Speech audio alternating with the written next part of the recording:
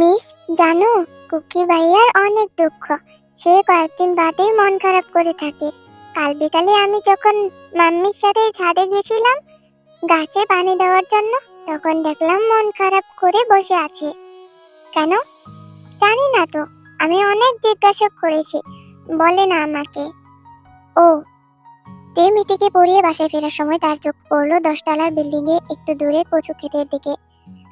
তে কচু গাছ অনেক খুঁজেছে, এখন পেয়েছে। কচু গাছের পাতা সেদ্ধ করে মশলা দিয়ে রাঁধলে খুব ভালো লাগে এবং এটা অনেক উপকারী, বিশেষত চোখের জন্য। তে চুপি চুপি গিয়ে একটা একটা করে পাতা ছিঁড়তে লাগলো। অনেকগুলো পাতা নিয়ে রোদে এনে রাখলো। আরো 2-3টা নিলে বেশ লাগতো। 2 দিনের জন্য রান্না করতে পারতাম আমি। তে আবার ফিরে আসলো। পাতায় হাত দিতে গিয়ে পায়ের দিকে নজর গেল তার। ইয়া, বড় বড় দুটো চোখ। আরামসে নিশ্চুপ ভাবে তার রক্ত চুষে যাচ্ছে, যা এতক্ষণ সে টের পায়নি। চিৎকার দিয়ে মাটিতে বসে পড়লো তে। কি করবে, কোথায় যাবে বুঝতেছে না, চোখ বন্ধ করে বসে আছে। সকাল 7টায় তো ঢাকার অভিজাত এলাকার মানুষদের রাস্তায় চোখেই পড়ে না। আর সেই অভিজাত এলাকায় সে চিৎকার করেও মানুষ পাবে না। জাগুক কানে হেডফোন দিয়ে জগিং করতে করতে রোড দিয়ে যাচ্ছিল। গানের তালে তালে মাথা হেলিয়ে দুলিয়ে কচু ক্ষেতের দিকে একবার তাকিয়ে আবার আরেক দিকে তাকিয়ে থেমে গেল। 1 মিনিট, কাকে দেখলাম? জাগুক আবারও তাকালো সেদিকে। তে চোখ বন্ধ করে ক্ষেতের মাঝখানে বসে আছে। ভয়ে বিড়বিড় করে কিসব যেন বলতেছে মনে হচ্ছে। কানের থেকে ইয়ারফোনটা খুলতে খুলতে জাগুক সেদিকে এগিয়ে গেল। এই মেয়ে, মাথা ঠিক আছে তোমার? এরকম জঙ্গলের ভিতর গিয়ে মাটিতে বসে কি করতেছো তুমি? প্লিজ আমাকে বাঁচান। কি হয়েছে? আশেপাশে কোনো গুন্ডা পান্ডা তো দেখতেছি না আমি। আরে আমার পা। জাগুক এগিয়ে এসে তাকিয়ে দেখলো তেয়ের পায়ে। পাতাতে একটা চোখ আর একটা পায়ের টাকনোর উপরে বড় বড়। এগুলোকে সরান না প্লিজ। তুমি এখানে আসতে গেছো কেন? আর মাঝখানে কেনই বা আসলা? তে জবাব না দিয়েই পড়ে যাচ্ছে। লা ইলাহা ইল্লা আনতা সুবহানাকা ইন্নী কুনতু মিনাজ জালিমিন। জাগুক হাত দিয়ে চোখ সরাতে যেতেই তে চিৎকার দিয়ে বলল, এই কি করতেছেন? হাত দিয়ে সরাইতেছেন কেন আপনি? হাত দিয়ে সরাতে ইজি হবে বুঝছো? জাগুক হাত লাগাতেই তে ভয়ে টি শার্ট খামচে ধরলো জাগুকের। ওই দেখো তোমার ঘাড়ে একটা। তে আর থাকতে পারলো না। জাগুকের মুখে এই কথা শুনে এগিয়ে এসে জাগুকের কাছে গিয়ে বসে পড়লো ভয়ে। প্লিজ ঘাট থেকে সরান। জাগুক হেসে দিয়ে তের পায়ের চোখ দুইটা সরিয়ে ফেলল। কই, ঘাড়েরটা সরিয়েছেন? তে চোখ বন্ধ করে আছে। জাগুক বলল সরিয়েছি। তে এবার হাত ছেড়ে বাঁচলো। উফ, পাটা কি জ্বালা করতেছে। উঠে দাঁড়াতেই জাগুক 100টা প্রশ্ন করে বসলো। এখানে কেন এসেছে তে? কিসের জন্য এসেছে? কচু পাতা নিতে এসেছিলাম আমি। তোমার কি এখন চড়ুই পাতি খেলার বয়স? ছোটবেলায় আমি কচু পাতা দিয়ে শাক রান্না করে আমার পাতানো বউকে খাওয়াতাম, কাঁচা কাঁচা। সে খেয়েও নিত। একটা বলদই ছিল। পাতানো বউ? ছোটবেলায় সবার পাতানো বউ থাকে, তোমার পাতানো বর নাই? না। ও, তাহলে তোমাকে বুঝিয়ে লাভ নাই। এই পাতা দিয়ে কি করবা সেটা বলো। কি করবো আর? রান্না করব। হোয়াট? রান্না? তোমার মাথা ঠিক আছে? এই বয়সে কচু পাতা রেঁধে চড়ুই পাতি খেলবা তুমি? না ধুর, বলতে তো দিবেন। আর এমন ভাব করেন কেন?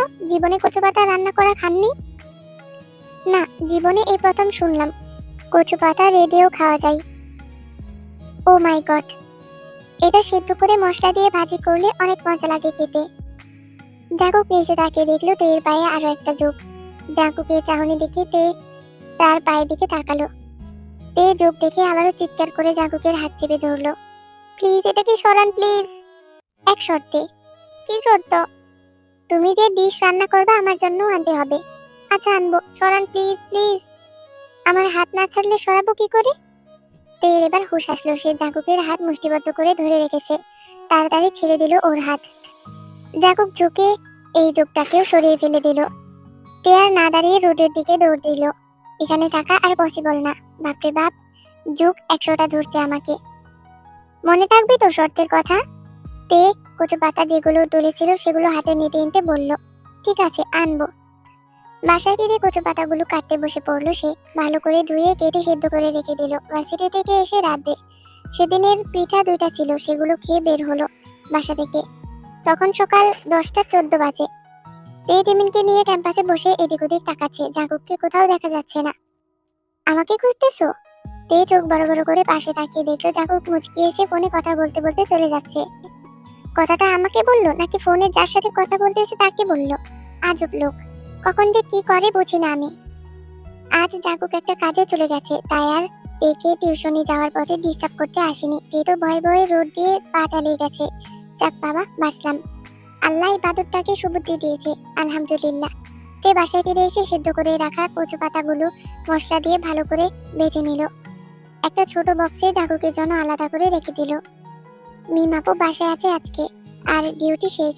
তে ওনার থেকে গোটা জিরা 1 চামচ নিয়ে ভেজে কচু পাতার উপর ছিটিয়ে দিল। এতে করে স্বাদ 1000 গুণ বেড়ে যায়। যাক, হয়ে গেছে, কালকে সকালে যাওয়ার সময় নিয়ে যাব। পরের দিন ভোরে তে বের হলো বক্সটা ব্যাগে নিয়ে। সোজা গিয়ে জাঙ্কুকের বাসার দরজায় নক করলো। মনে হয় জাঙ্কুক ওর জন্যই অপেক্ষা করতেছিল।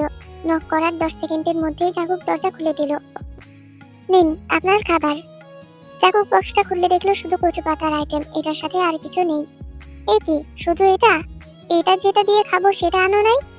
মানে আপনি তো বলেছেন এটা খাবেন, আবার সাথে অন্য কিছু আনতে হবে সেটা তো বলেন নাই। আরে এটা কি দিয়ে খাই? গরম ভাত। বুয়া তো 9টা বাজা ছাড়া আসবে না, ততক্ষণ ওয়েট করার ধৈর্য আমার নেই। এক কাজ করো, তুমি ভাত রেডি দাও, আসো। কি? আমি? আপনার মাথা ঠিক আছে? কেন, কি সমস্যা? আপনার মাকে বলেন। মা এখানে থাকলে তো আর তোমাকে বলতাম না। তার মানে আপনি বাসায় একা? আমি একা একটা ছেলের বাসায় যাব না। আমি কি তোমাকে খেয়ে ফেলবো নাকি? খেতেও তো পারেন। উফ, তাহলে বোন থাকলে বোনকে বলেন। শোনো, আমার বাসায় আমি, সুগা, জেহুব আর ইউনো থাকি। কি? আমি যেখানে এতগুলো ছেলে আছে সেখানে যাব? ইম্পসিবল। মিষ্টি। কি কুকি? মিষ্টির মা বললেন। কি হয়েছে জাঙ্কুক? আন্টি, মিষ্টি আজ তের কাছে আমার বাসায় পড়লে কোনো সমস্যা আছে? আসলে আমার তে থেকে একটা অ্যাসাইনমেন্ট নেওয়ার আছে, নোট করে নিতে হবে। ওকে, সমস্যা নেই। যাও মিষ্টি, বই খাতা নিয়ে জাঙ্কুক ভাইয়ের বাসায় যাও। তে ভ্রু কুঁচকে তাকিয়ে আছে। মৃত্যুক কোথাকার। কি? মিষ্টি থাকলে তো আর আমি আর তুমি একা না, তাই না? তে মুখ বাঁকিয়ে মিষ্টিকে নিয়ে বাসার ভিতরে ঢুকলো। কি সুন্দর বাসা, আল্লাহ গো। মিষ্টি সোফায় গিয়ে বসে পড়লো খাতা কলম নিয়ে। তে ওকে একটা অঙ্ক করতে দিয়ে জাঙ্কুকের দিকে তাকাতেই জাঙ্কুক বলল, শোনো, আমাদের ফ্রিজে ফ্রাইড রাইস আছে, ওটা দিয়ে এই ডিশটা খাওয়া যাবে? কি বললেন? Fried rice? সেটা আবার কি? ভাত ভাজা? সেটা কেমনে খাই? কি, তুমি ফ্রাইড রাইস চেনো না? জীবনে খাও নাই? না। পোলাও চেনো? হ্যাঁ চিনি তো, ওই দিন নিধির বিয়েতে খেয়েছি। এর আগে খাও নাই? না। ও মাই গড। ওকে, ওয়েট। দেখো, ফ্রিজ থেকে ফ্রাইড রাইসের বাটিটা বের করে দেখে দেখালো। ও আচ্ছা, এগুলো হলো পোলাও ভাজা আর তার সাথে সবজি, এটা বললেই হতো। আমি কি জানি তুমি উপকরণ শুনে খাবার চেনো, নাম শুনে নয়। না না, এটা দিয়ে কচু পাতা খাওয়া যাবে না। জীবনেও এমন নাম শুনি নাই। গরম ভাত দিয়েই খাওয়া যাবে। রাখতে পারো তো? কেন পারবো না, আমাকে রান্নাঘর দেখিয়ে দিন। জাগুক রান্নাঘর দেখিয়ে দিল। তে ভেতরে ঢুকে অবাক হয়ে গেল। ওমা, রান্নাঘরটি কি সোফার রুমের চাইতেও সুন্দর। প্লেট, বাটি, গ্লাস রাখার একটা ওয়াল ক্যাবিনেট। তে হা করে সেটাই দেখতেছে। তারপর পাতিল হাতে নিল চাল ধোয়ার জন্য। এই যে শুনুন। জাগুকের বুকে ধুক করে উঠল। তে ডাক শুনে এগিয়ে এসে বলল, এই খবরদার, আমাকে এমন করে ডাকবা না একদম। তে বিস্মিত হয়ে বলল, কেন, কি হয়েছে? আমার কেমন যেন লাগে, আর তুমি এমন ভাবে ডাকতেছো যেন আমি তোমার বিয়ে করা বর। আজব তো, আমি এত সব ভেবে ডেকেছি নাকি? আর আপনি এত উল্টাপাল্টা চিন্তা ভাবনা নিয়ে থাকেন কেন? আমার ঠেকা পড়ে নাই আপনাকে ভাত রেঁধে খাওয়ানোর। চাল কোথায় তা জানার জন্য রেখেছি। এই বালতির ভেতরে। তে বালতির দিকে তাকাতেই ওর চোখ কপালে উঠে গেল। এত বড় বালতি ভরা চাল? তো তে চুপচাপ বালতি থেকে পাতিলে চাল নিল, তারপর ধুয়ে ভাত বসিয়ে দিল। এরপর এসে মিষ্টিকে পড়াতে বসলো। জাগুক একবার এক রুমে পায়চারি করতেছে। সোফার রুমের সামনে 2টা রুম, একটাতে সুগা, ইউনো, জেহুব থাকে, আরেকটাই জাঙ্কুক। মিষ্টি, তুমি কিছু খাবে? গোলাপ জাম খাবো। তাহলে মিষ্টি মিষ্টিকে খাবে, তাই না? হুম। জাগুক তে দিকে তাকাতেই তে বলল, ও কিছু খাবে না। তোমাকে জিজ্ঞাসা করি না আমি। জাগুক মিষ্টি এনে দিল। মিষ্টি অঙ্ক শেষ করেই খাওয়া শুরু করে দিছে। তে ভাত দেখতে রান্নাঘরে এসে এদিক ওদিক দেখতেছে। কি বিশাল রান্নাঘর, 20 জন লোক দাঁড়াতে তাদের কোনো সমস্যা হবে না। এই, আমাকে 1 কাপ কফি বানিয়ে দাও তো। কফি বানাই কেমনে, জানো না? না। কি জানো? তোমার আম্মু তোমাকে রান্না শেখায়নি? জাগুক নিজে নিজে কফি বানালো। তের জন্য 1 কাপ বানালো, কারণ তে মিষ্টিকে পড়ানোর সময় ঝিমুচ্ছিল। জাঙ্কুক দেখেছিল সেটা। মিষ্টির জন্য ভুলে কফি বানিয়ে ফেলেছিলাম, বাট ও তো বাচ্চা মেয়ে, এসব খায় না, লাইকও করে না। বরং তুমি খাও এটা। আমি? না, তোমার ভূত। তে কফিতে 1 চুমুক দিয়ে চোখ ঠোঁট বাঁকিয়ে বলল, ইস কি দিতা, আমাকে এসব কি খেতে দিছেন? এর চাইতে তো রং চা ভালো। কফি তো এমনই হয়। না, আমি খাবো না। এটাকে পানীয় আইটেম বানিয়েছে কে? কি দেখে বানিয়েছে কে জানে। ভাত রাঁধা হয়ে গেছে। তে একটা প্লেটে রান্না করা কচু পাতা নিয়ে ভাত বেড়ে ডাইনিং এ এনে রাখলো। জাঙ্কুক হাত ধুয়ে বসেছিল সেই কখন থেকে। তে প্লেট রাখতেই মেখে 1 লোকমা মুখে দিয়ে দিল সাথে সাথে। এটা তো খুব টেস্টি। আরে, এটা তো পাতা বাটা। পাতা বাটা? হ্যাঁ, আমার মা এই ডিশটা বানাতো কিছুদিন পর পর। আমি এটাকে পাতা বাটা বলতাম। একদম আমার মায়ের হাতের রান্নার স্বাদ, সেম টু সেম। আমার মাও এভাবে উপর দিয়ে জিরা গুঁড়া ছিটিয়ে দিত। বানাতো মানে? এখন আর বানাই না। জাঙ্কুকের মুখটা ফ্যাকাশে হয়ে গেল মুহূর্তেই। নিজের দিকে তাকিয়ে চুপচাপ খাবারটা শেষ করে উঠে চলে গেল হাত ধোয়ার জন্য। তে ঠায় দাঁড়িয়ে আছে। কি বললাম, এভাবে রিয়েক্ট করলেন কেন উনি? তে ভাবতে ভাবতে প্লেটটা নিয়ে ধুয়ে রেখে দিল। আচ্ছা, আমি যাই। জাঙ্কুক তার রুমে বিছানায় আরেকদিকে মুখ করে বসে আছে। কথা বলার মুড নেই তার। তে কথাটা বলে চলে গেল মিষ্টিকে তাদের বাসায় দিয়ে এসে। তে বাসায় ফিরে দেখলো 9:20 বাজে। এত দেরি? তাড়াতাড়ি করে ঘর গুছিয়ে আবার ভার্সিটিতে যেতে হবে। তে ব্যাগ গুছিয়ে নিচ্ছে। হঠাৎ ফোন আসলো আকাশের মায়ের। উনি বললেন আজ আকাশকে 2 ঘন্টা বেশি পড়াতে হবে, কালোর পরীক্ষা। তে ভেবে বলল, কিন্তু আন্টি, তাহলে তো আমার বাড়ি ফিরতে দেরি হয়ে যাবে। পিউকেও তো আজ 3টা থেকে 5টা পর্যন্ত পড়াবো বলেছি আমি, কারণ পিউরও কাল পরীক্ষা। 5টা থেকে 6টা বেজে যাবে আকাশদের বাসায় হেঁটে যেতে যেতে। তারপর আকাশকে 6টা থেকে 2 ঘন্টা পড়ালে তো 8টা বেজে যাবে। আপনাদের বাসা তো দূরে। উনি বললেন রিক্সা করে আসতে তো 30 মিনিট লাগে। উনি তো আর জানেন না, তে হেঁটে ওনাদের বাসায় যাই। হেঁটে আসতে 50 মিনিট লেগে যায় প্রায়। তে হ্যাঁ বলে দিল, কারণ আকাশ সবসময় অঙ্কতে ফেল করে, ম্যাথ বলতে কাঁচা সে। কাল ভালো করে বুঝিয়ে পড়িয়ে দিলে হয়তো পাস করতে পারবে। 8টার সময় তো সব অন্ধকার হয়ে যায়। হ্যাঁ তো বলে দিলাম, কিন্তু বাসায় ফিরবো কি করে যদি পথে বিপদ হয়? ভার্সিটিতে এসে ভেবে যাচ্ছে তে কি করে রাত করে বাসায় ফিরবে। যে গলি দিয়ে আসা লাগে সেটা অত্যন্ত নির্জন এলাকা। ভাবতেই গা কাটা দিয়ে উঠছে তার। কি রে, কি এত ভাবিস? না, কিছু না। আজ জাঙ্কুক ভার্সিটিতে আসে নাই মনে হয়। আমার কথায় এত কষ্ট পেল? আমি কি এমন বললাম যে ভার্সিটিতে আসলো না? আজব। বাবা, আমি ব্যাংকের সব কাজ ফুলফিল করে দিয়েছি, আর টেনশন নিও না। ওকে? ওকে। শুন, এবার ঈদে কিন্তু অবশ্যই আসবি আমার কাছে। আচ্ছা, আসবো। 20, 21, 22, 23। তে এদিক ওদিক তাকাচ্ছে। ওমা, জাঙ্কুক নেই। হুর, আমিও না। প্রতিদিন একই ঘটনা ঘটবে তা তো নয়। তে 24তম কদম ফেলার আগেই সামনে জাঙ্কুক এসে দাঁড়ালো। পরনে কালো টি শার্ট, তার উপর হলুদ জ্যাকেট, ইয়া লম্বু। সে হা করে উপরে তাকিয়ে আছে জাঙ্কুকের মুখের দিকে। জাঙ্কুক বাবাকে বাই বলে ফোনটা পকেটে ঢোকালো। তে কি বলবে বুঝতেছে না। পাশ দিয়ে চলে যেতে নিতেই জাঙ্কুক বলল, দাঁড়াও। কি? থ্যাঙ্কস। কেন? আমাকে ওই পাতা বাটা রেঁধে খাওয়ানোর জন্য। ও, সরি। সরি কেন? আমি আপনাকে তখন আপনার মা কচু পাতা রেঁধে খাওয়ায় না কেন সেটা বলে কষ্ট দিয়েছিলাম। ইটস ওকে, তুমি তো সবটা জানো না। যাই। তে চলে গেল ওখান থেকে। জাঙ্কুক ভার্সিটির দিকে গেল। বোগামির সাথে কিছু কাজ আছে তার। 8টা বাজতে 10 মিনিট বাকি। তে বারবার ঘড়ি দেখতেছে। চারদিক অন্ধকার হয়ে গিয়েছে। জানালা দিয়ে তে বারবার একটুখানি আলো চোখে পড়ে কিনা তা দেখার চেষ্টা করতেছে। না, একটু আলোও নেই। আরো মনে হচ্ছে রাতের গভীরতা বেড়ে আসতেছে। 8টা বাজে। তে আকাশদের বাসা থেকে বের হলো অবশেষে। ভয়ে ভয়ে কিছুটা জোরেই হেঁটে চলেছে সে। 2 পাশে বিল্ডিং, মাঝখানে চিকন গলি, সেটা দিয়ে হেঁটে চলেছে সে। এখন পর্যন্ত কোনো বখাটে বা ছেলেদের আড্ডামহল চোখে পড়েনি তার। ভয়ে ভয়ে এগিয়ে যাচ্ছে সে। আজ নিজেকে সবচেয়ে বেশি অসহায় মনে হচ্ছে তের। যে গলি দিয়ে তে হেঁটে যাচ্ছে সেই গলিটা যেখানে শেষ হয়ে আরেকটা গলি শুরু হবে, ঠিক সেই জায়গায় 5টা ছেলে দাঁড়িয়ে আছে। ল্যাম্পপোস্টের আলোয় স্পষ্ট দেখা যাচ্ছে তাদের। তে তাদের দেখেছে, আর তারাও তেকে দেখেছে। নির্জন এলাকা বলে ছেলেগুলো বাদে আশেপাশে কোনো মানুষ চোখে পড়তেছে না। তে ছেলেগুলোকে পেরিয়ে চলে গেল, কিন্তু তার মনে হচ্ছে কেউ তাকে ফলো করতেছে। পেছনে তাকাতেই তের মনে হলো ভয়ে জ্ঞান হারাবে এখন। সেই 5টা ছেলেগুলো কিভাবে তাকিয়ে আছে তার দিকে, তার পিছু পিছু আসতেছে। তে এখন কি করবে? ওর যদি কোনো ক্ষতি করে ফেলে? তে হাঁটার গতি বাড়িয়ে দিল। খুব জোরে হেঁটে যাচ্ছে সে, কিন্তু না, ছেলে 5টার মধ্যে 2জনই সামনে এসে দাঁড়িয়ে পড়ল। কে কে কে আপনারা? আমার পথ আটকাচ্ছেন কেন? কেন জানো না? একাপতি সুন্দরী নারী দেখলে হাতছাড়া করি কি করি বলো? তে এদিক ওদিক তাকালো। সম্ভবত সে এখন ওই রোডে, যেখানে এক পাশে একটা ডোবা, আরেক পাশে মাঠ। অন্ধকারে ঠিক মতো বোঝা যায় না ভালো করে, কিন্তু একটা পিলা দেখে তে আন্দাজ করলো সে এখন কোথায়। ছেলেগুলো আবারও কাছে আসতেছে। তে সরে দাঁড়ালো। পেছনে বাকি 3জন বাজে বাসায় গান গাইতেছে তারা।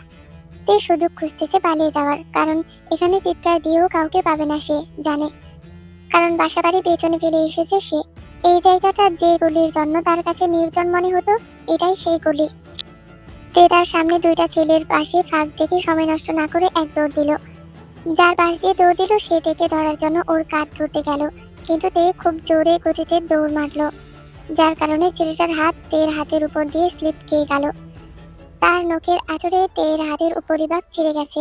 এতই জোরে ধরতে গিয়েছে যে তের জামাও ছিঁড়ে গেছে কিছুটা হাতার উপর দিয়ে। তে প্রাণপণে দৌড়াচ্ছে। এখন তার ইজ্জত আগে, পরে বাকি সব। দৌড়াতে দৌড়াতে একটা বিল্ডিং এর পেছনে গিয়ে লুকিয়ে পড়লো সে। ছেলেগুলো অন্ধকারে কিছু বুঝতে পারলো না তে কোন দিকে গেছে। তে হাঁপাতে হাঁপাতে উঁকে দিয়ে দেখলো ছেলেগুলো এখনো রোডে দাঁড়িয়ে আছে, এদিক ওদিক তাকাচ্ছে আর কিসব বলতেছে। 5 মিনিট ধরে তে চুপচাপ বিল্ডিং এর পেছনে দাঁড়িয়ে রইল ছেলেগুলো চলে যাওয়া পর্যন্ত। ওরা চলে যেতেই তে রোডে এসে ভালো করে চারদিক দেখে ক্ষিপ্ত গতিতে বাসায় ফিরে আসলো। রাত 9টা 30 বাজে। আজ খুব বাঁচা বেঁচেছি আমি। হাত খুব ব্যথা করতেছে। জামা খুলতেই তে চমকে উঠলো তার হাতে 4 আঙ্গুলের আঁচড় দেখে। জামাও ছিঁড়ে গেছে। থাক, আমার মান সম্মানের কাছে এগুলা কিছু না। জামাটা ধুয়ে মেলতে গিয়ে আকাশের দিকে তাকালো সে। হঠাৎ খুব করে কান্না পেয়ে গেল। কাঁদতে কাঁদতে মাটিতে বসে পড়লো সে। আমার এই দুনিয়ায় কেন কেউ নেই? কেন আমার পরিবার নেই? আমাকে এত এতিম কেন বানালে খোদা? এত অসহায় কেন বানালে? কি দোষ করেছিলাম আল্লাহ? এতদিন ধরে কত মানুষের প্রযুক্ত চেহারা সামনে এসেছে, সব সময় নিজের ইজ্জত বাঁচিয়ে রেখেছি আমি। আর এখন এখন তো মনে হয় নিজের এই সম্মানটুকু শেষ হয়ে যাবে। কেন আমি একাই কষ্ট পাই? কেন সব সময় আমার সাথেই এমন হয়? না মা আছে, না বাবা আছে, না ভাই বোন আছে।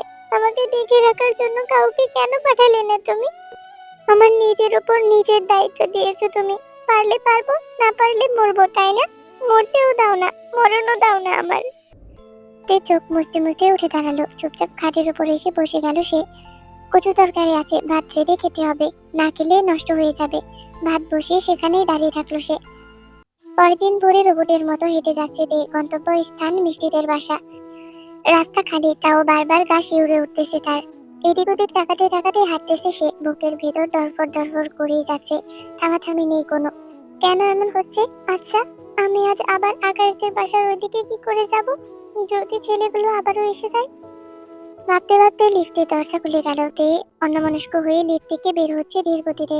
চাকুক লিফটের সামনেই ছিল, নিচে যাওয়ার জন্য দাঁড়িয়েছিল এতক্ষণ। হঠাৎ লিফটের দরজা আটকে যেতে দেখলো। তে এখনো বের হয়নি। দরজার মাঝ বরাবর সে। চাকুক চোখ বড় করে হাত এগিয়ে নিয়ে তেকে টান দিয়ে বের করে আনলো লিফট থেকে। Are you out of your mind? তে চমকে এদিক ওদিক তাকিয়ে ব্যাপারটা বোঝার চেষ্টা করলো। কি? কথার উত্তর দিচ্ছ না কেন? তে এখনো বুঝতেছে না কি হচ্ছে, কি নিয়ে কথা বলতেছে জাঙ্কুক। কাল সারা রাত ঘুমাতে পারেনি তে ভয়ের চোটে। এখন একটা ঘোরের মধ্যে আছে সে। জাঙ্কুক তের কাঁধ ধরে জাঁকিয়ে বলল, কি হয়েছে তোমার? তে কেঁপে উঠলো ব্যথায়, কারণ আঁচড় যেখানে লেগেছিল জাঙ্কুক সেটাই চেপে ধরে আছে।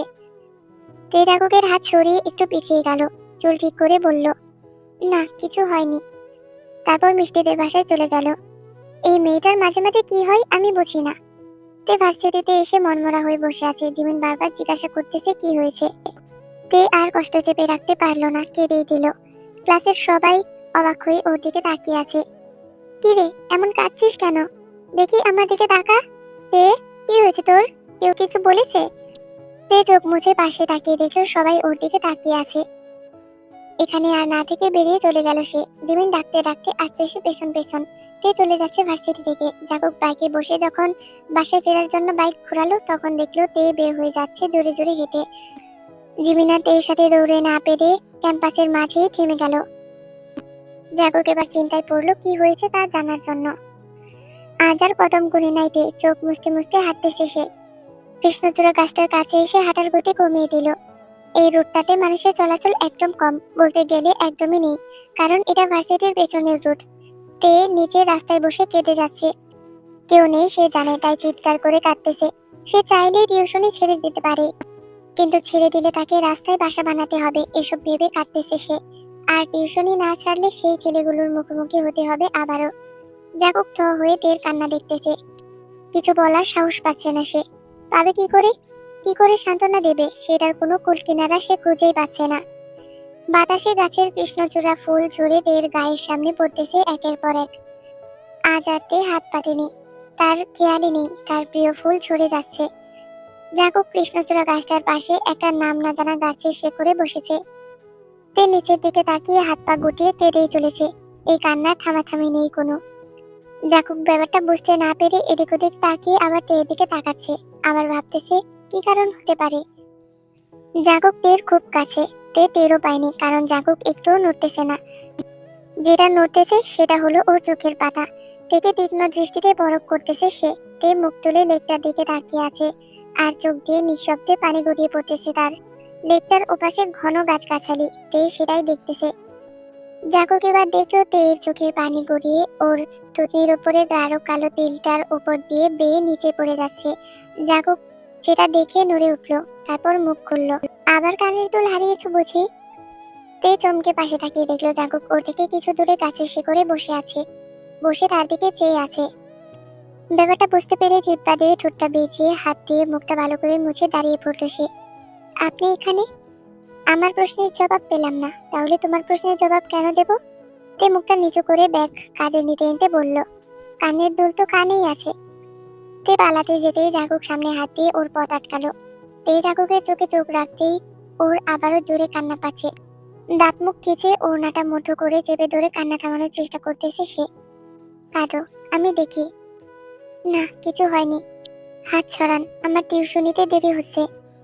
কিছু না হলে কেউ চিৎকার করে কাঁদে না। আমার পার্সোনাল লাইফে ইন্টারফেয়ার করার অধিকার আমি আপনাকে দেই নাই।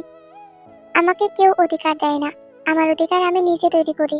তুমি আমাকে না বললে আমি তোমাকে এখান থেকে যেতেই দিব না।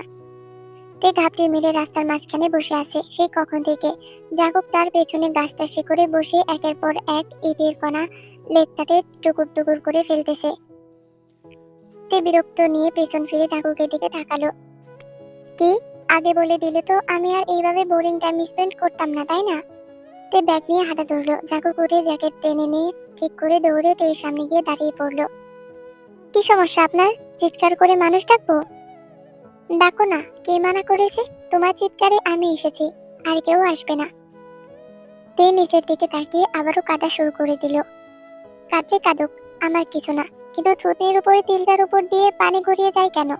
আর ব্যাপারটা আমি কেন সহ্য করতে পারতেছি না, কেন? জাগুক হাত উঠিয়ে তের হাত ধরে বলল, কি হয়েছে সেটা খুলে বলতে। তের কালকের কথা মনে পড়তে গা কেঁপে উঠল।